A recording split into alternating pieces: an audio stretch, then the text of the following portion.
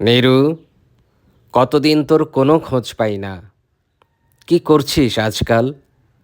সারা জীবন পড়াশোনা নিয়ে যে একটা মাতামাতি ছিল, তা কি আজও আছে? নাকি সংসারে ডুবে খেই হারিয়ে দিগ্ভ্রান্ত হয়েছিস? চাকরি বাকরি কিছু হলো? নাকি স্বামী সংসার সামলাতে গিয়ে নিজেরই কিছু করা হলো না?